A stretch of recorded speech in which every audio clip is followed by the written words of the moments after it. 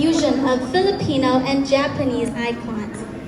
Bamboos, that's a river Japanese icon that symbolizes prosperity, purity, and resilience.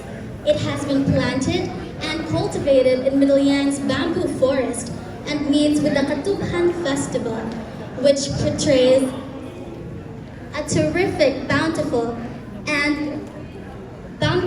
harvest of sugar canes.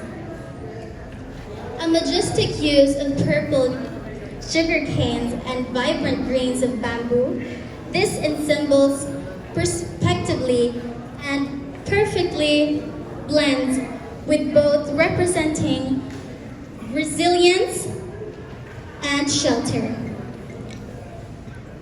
Ladies and gentlemen, ako si Hadeline Moniasque, napulo og siyang ang panuigon, ang anyag ug garbo nga naga-representar sa Katubhan Festival from the home of the sweet people, the municipality of Midleyang, Katubhan Festival and Bamboo Forest.